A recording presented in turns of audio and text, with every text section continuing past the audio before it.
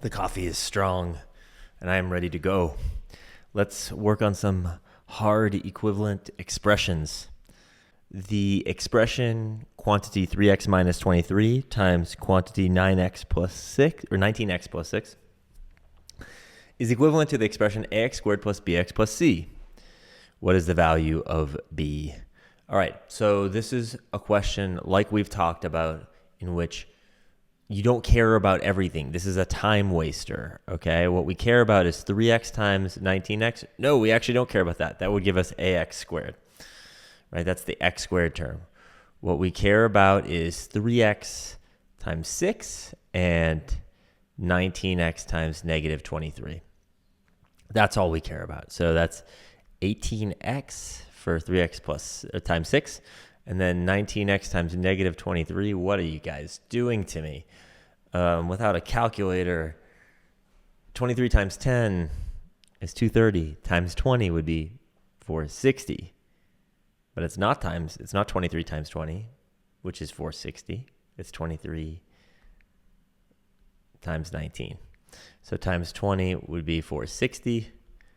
We'll say 23 times 19 would therefore be 460 minus 23, right? Which would get us to 437, the delightful number. You can check your work that way by saying 3 times 9 would end in a 7. So, I could have made some other mistake, but I haven't made that mistake. Okay, so 19x times negative 23 is equal to negative 437x. And the sum of those is equal to bx. So that's, I think, negative 419x equals bx. Either way, you get the idea. I hope I did the math right, though. Let's move on to the next question. The key on that question before we leave it is to recognize that you don't care about everything. You care about the combination of 3x times 6 and 19x times negative 23. Okay, so really moving on to the next one now. Which expression is equivalent to 4 over the quantity 4x minus 5 minus 1 over the quantity x plus 1? Okay. This is a question where it might behoove you to cross off answers that seem utterly ludicrous. At least we can say that here among friends. Look, the way that you would subtract these is with a common denominator, right? So answer choices that have the common denominator of 4x minus 5 times x plus 1 look good. That's 3 answers. One of them does not. This is the mistake of just saying 4x minus x and negative 5 minus negative 1 or minus 1, right? So that's wrong. There are a couple things you could do here if you felt like it. If you felt like just plugging in a number, it wouldn't be the worst move. And I'll show you why. Like if you put in x is 1, the first equation or the first expression is 4 over 4 minus 5, which is negative 1. Minus 1 over, if x is 1, 1 plus 1 is 2. Okay, so this is negative 4 minus 1 half, which of course you'll know is negative 4.5 or negative 4.5, or otherwise written as negative 9 over 2. Okay. Now you could go to your answer choices and see which ones match, right? So the nice thing is this denominator, which is a little bit complicated, you only have to do it once. If x is 1, this is 2 times negative 1, right? 4 minus 5 is negative 1. 1 over negative 2 is not negative 9 halves. We already said this one was wrong for other reasons, but also, if x is 1, if you hadn't noticed that before, you could plug in x is 1 and get 3 over negative 3. So no, not equal to negative 9 over 2. So all we did is plug in x is 1 and get a value. This one will also be wrong. We've already done to the denominator. So this is just negative 1 over negative 2. Certainly not right. This one looks perfect, right? 9 over negative 2. There's our answer, D. Of course, you could use a common denominator. You could actually do the algebra, but why? Why wrestle with that. There's probably great mistakes lurking for you if you do it another way. What you would have to do is 4 times x plus 1, and then minus 1 times 4x minus 5. That's all over our common denominator of 4x minus 5 times x plus 1. There's so many mistakes lurking there, right? I mean, like the distribution errors are probably how people arrive at having gotten the right denominator. Answer choices A or C are certainly going to be mistakes of distribution, positive 4 and positive 5. I think what's going to happen to a lot of people is they're going to mess up part of that distribution. That's how they'll get A or C, right? It seems like they're going to correctly get 4x minus 4x, which is why all these answer choices don't have x's in the numerator. But you can see how those mistakes are likely, and the way that we did the question avoids those errors, right? So this method, we saw a question earlier where plugging in wasn't sufficient, but we see all sorts of questions where plugging in becomes not only sufficient, but the most efficient way of doing it. And certainly one that avoids some of the normal pitfalls. I'm a huge fan of sort of a punk rock approach to the math section, by which I mean doing things differently than the test makers expect you to do things. Okay, so let's move on. This next question says x squared minus c over the quantity x minus b. All right, so the numerator, x squared minus c, the most important thing you can notice there is the difference of squares. They love the difference of squares. Okay, so I don't know how that's going to matter yet, but we'll see. If the expression is equivalent to x plus b, now I see. Now I see. Which of the following could be the value of c?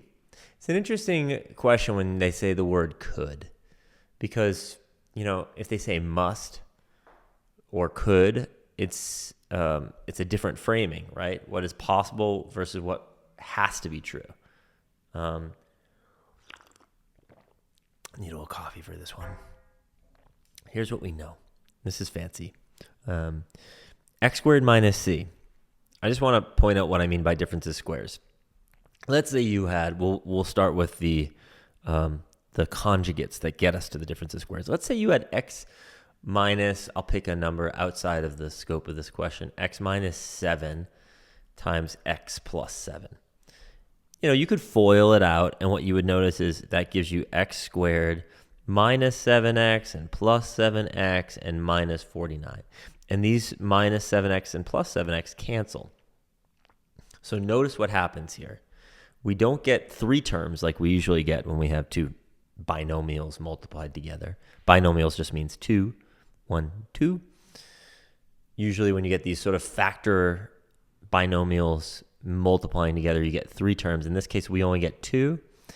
And both of those could be represented as the square of the first thing minus the square of the second thing. Right? X squared minus 7 squared, or 49. Okay, that's a key concept to understand, so that when you see it, a la this question, you can say, well, you know, this is got to be x, you know, plus the square root of c times x minus the square root of c. The same way that x squared minus 49 is x plus the square root of 49 times x minus the square root of 49, right? Okay, so that is the top, and the bottom is just x minus b. And this is equivalent to x plus b. Okay, so hold on a second. What they're saying here, if you will, here's one way of noticing it. I sort of, you'll see this, and you may not have to do all this work explicitly in the future. I can multiply both sides of this equation by x minus b, right? And what I'd get is x plus b times x minus b. Okay. Well then, bringing this back to its normal form, or its difference of squares form, x squared minus c, This is similarly difference of squares. If you hadn't noticed, x plus something times x minus something, x squared minus b squared. Okay, so why does this matter? Well, because it turns out that negative c is equal to negative b squared, or more effectively, c is equal to b squared. Okay, so now go up here. B and c are integers. Okay, so something squared is c. Which of the following could be c? Well, look, if c is a 4, then b squared is 4 and b could be 2. So that works as far as I can tell. But if c were a 6, then that would mean that that's b squared as well. And that would mean that if you take the square root of both sides, you'd get the square root of 6 is equal to b, which that's not an integer. Same thing with 8. You know, the square root of if b squared is 8, because c and b squared are the same, square root both sides, square root of 8 is not an integer. Integer just means whole number. Same thing with 10, right? 10, square root of 10 is not a whole number, right? So this is an interesting question because you must use the answer choices. So if you see words like could, you have to use the answer choices to figure out. There are many things c could be. C could be 100 because the square root of 100 is 10. C could be 16, anything that's a perfect square. But there's only one of these that fits that description. In order to do this question, you have to know difference of squares. If you don't know it, you're going to be a lot of, I mean, maybe there's some other way to do it. Prove me wrong, but this is definitely the best and most efficient way of doing it. Okay, let's move on to the next one. Ew, that's terrible, isn't it? Here's what you have to notice is a pattern here. This question says 0.36 x squared plus 0.63x plus 1.17 is equivalent to a times the quantity 4x squared plus 7x plus 13, where a is a constant. What's the value of a? Well, there's two things that are going on here. First of all, when you distribute a, you're going to get 4ax squared plus 7ax plus 13a. And that's equivalent to the top. So what you have to notice is 0.36 is equal to 4a.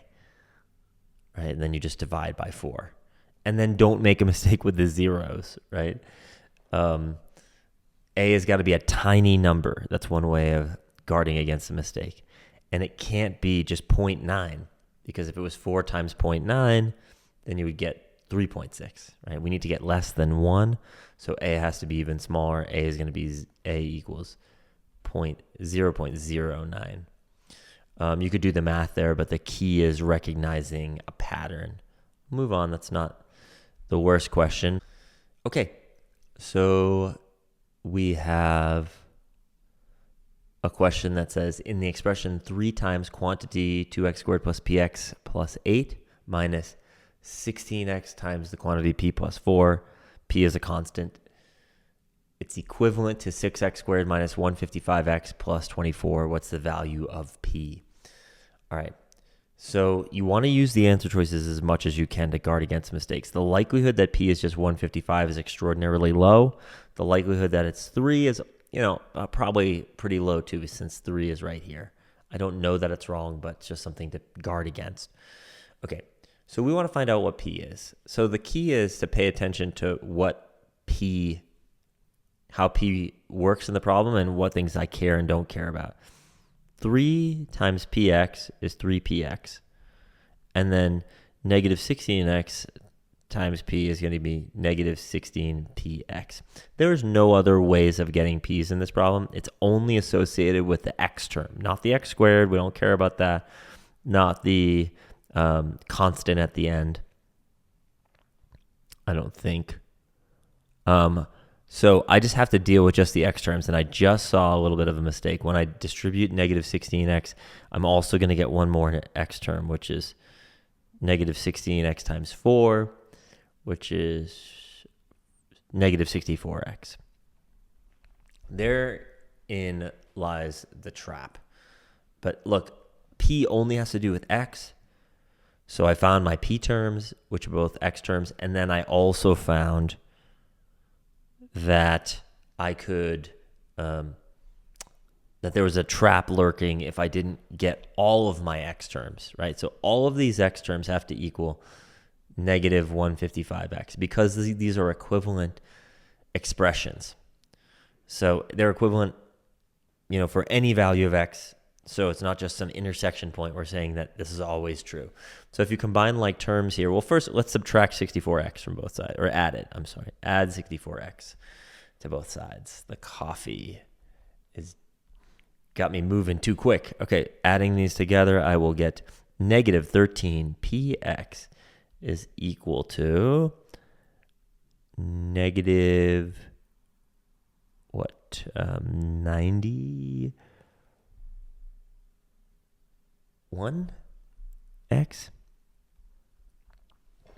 I'm scared, but that looks about right. This calculator work. You could use your calculator. I'm going to use coffee instead. Negative 91 divided by 13 would give us p, right? We could divide both sides by x, for instance, and then divide both sides by negative 13. We're going to get a positive number. It's not 3. And 91 over 13. I'm using the answers here to I don't know that off the top of my head, but certainly looks like 7. And I could test it. 7 times 13 should give me 91, 70, and 21. Right? 7 times 13 is 7 times 10 plus 7 times 3. Right? So there we have it. Our answer is p equals 7. Look, when I've got the right answer, I know where a lot of things are coming from. I know where 13 is coming from. It was my coefficient of p. I know where 155 is coming from, directly from the problem.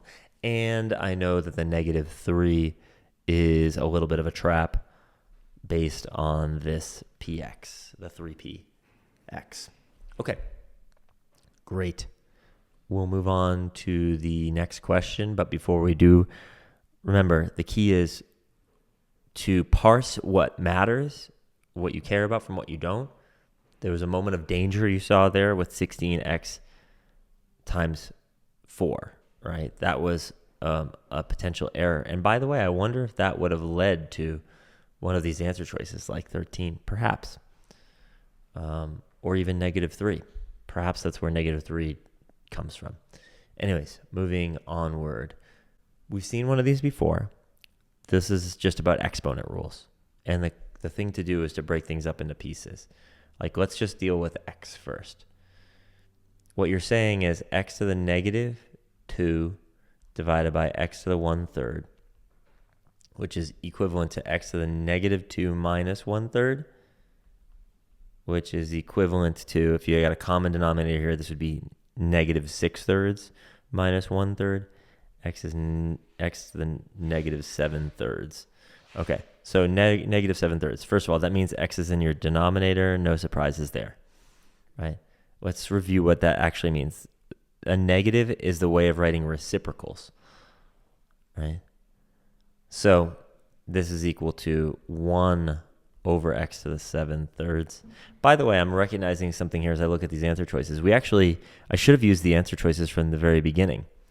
Now that I've shown you how to do that math directly, let me show you how to notice what the right answer is more quickly. This could be moved down, right? X to the negative 2 is equal to 1 over x squared.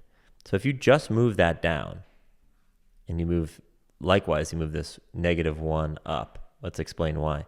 This is 1 over y to the negative 1, since it's in the denominator. That's equivalent to 1 over y to the 1, which is equivalent to, when you're dividing by a fraction, you can multiply by the reciprocal. You're going to get y to the 1 over 1 if you like. Either way, what that means is this x squared moves down, x squared times x to the 1/3, and this y to the negative 1 moves up, y to the 1, y to the 1/2. Okay. So just based on that, if you know that fractional exponents are ways of writing roots, you can rewrite this. X squared, sorry for the bad x, and then cube root x, right? Because the denominator is a way of writing a fractional exponent. So here's our answer, right? So using the answer choices, we could have said most probabilistically, most probably, I should say. Most probably. That's our numerator since it comes up 3 times. And then you can see there's, to a certain extent, that game won't finish out that well for you in every case, because you might think B, since the most probable denominator is B. And the right answer, is not that, but this. Just to be clear about what this is x to the 2/3. That's what, the denominator is a root. The numerator is just an exponent. Okay, so that's just stuff you gotta know. This is a really good one. Okay. The expression 4x squared plus bx minus 45, where b is a constant, can be written as hx plus k times x plus j. Which of the following must be an integer? So we talked about a question earlier that said what could be true. And this one's asking us what must be true. Okay. So what we should do here is expand this out. It's not so obvious how to factor this expression since we don't know what's going on with b. I can't immediately factor this. I don't really know how to do that. There are multiple ways that this could be factored, and I don't know which one is right. I think, that's at least my instinct. Maybe we'll examine that in a second, but I'll do what I think I would do normally, which is get things to standard form, right? So foiling this out, you get hx squared. Let me try again to make a nice h, because my h looks like a k there. Hx squared.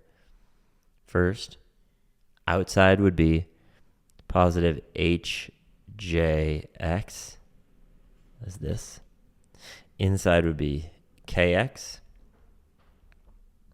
And last would be kj. Okay, so what have we learned now? Well, kj equals negative 45, right? This is equivalent for all values. So this negative 45 is our kj, right? In other words, let me write this. 4x squared plus bx minus 45.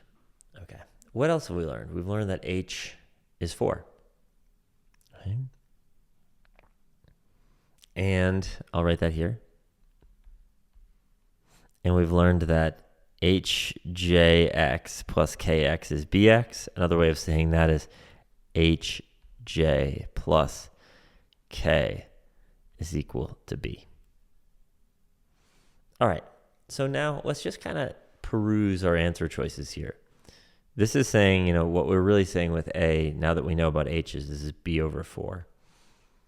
This is saying b over k, which we don't know. This is saying 45 over h. 45 over 4, that's not an integer. And 45 over k, we don't know yet. So we've crossed off, I guess, just one answer, right? We don't really know what else is true. What you might notice next is that b is pretty hard to get to.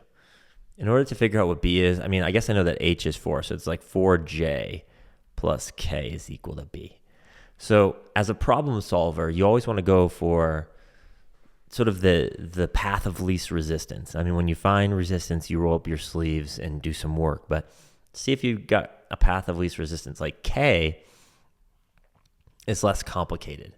I can tie it to a number, right? For instance, so I'm looking at D because of the fact that B is harder to get to, 4J plus K. So in order to know about B, I'm going to have to know about K and J. In order to know about K, I just need to deal with J and 45. So it's a little bit closer to knowing a value, right? So I'm going there first, right? Now, what can I say about K? I can call K negative 45 over J.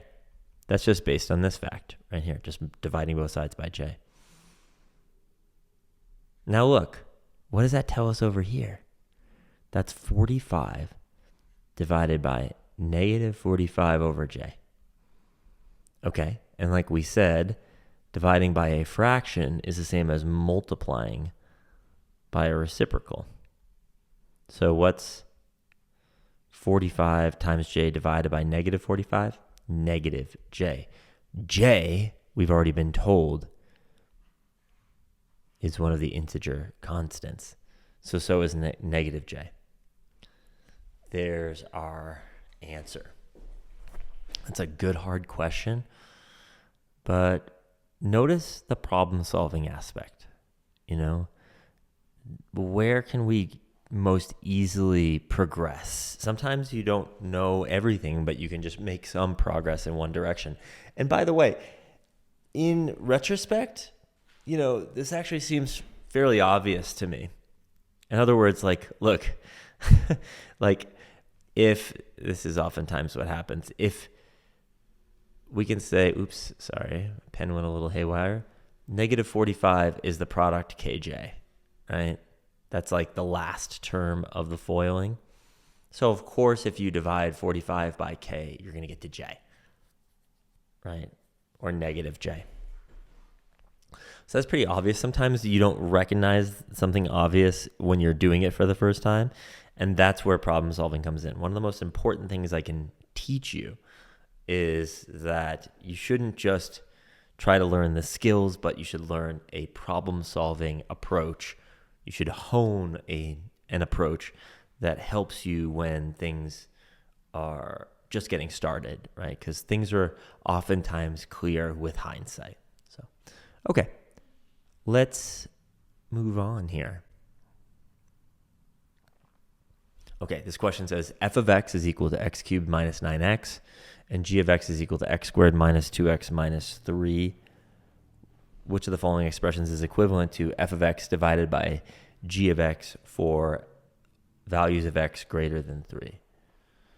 Okay, so my experience with the test gives me a little bit of an edge here, and I wanted to give you an edge too.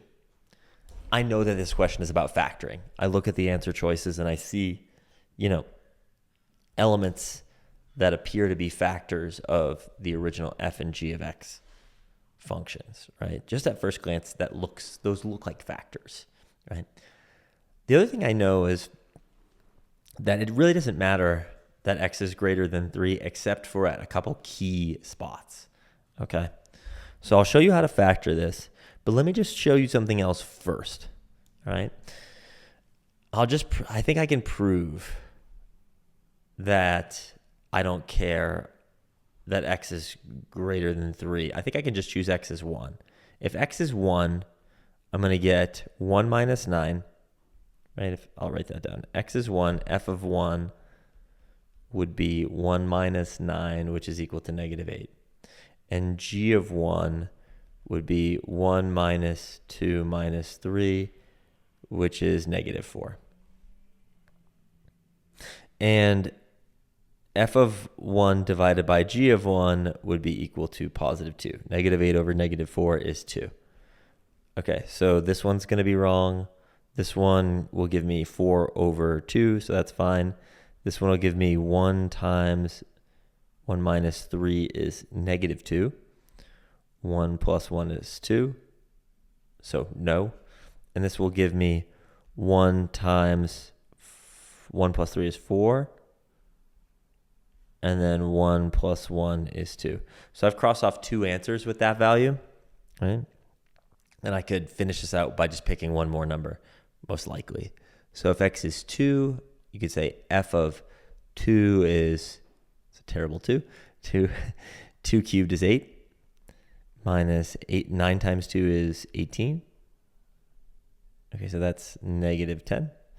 And g of 2 is equal to 4 minus 4 minus 3, which is equal to negative 3. So f of 2 over g of 2 is 10 thirds, negative 10 over negative 3, or 10 thirds.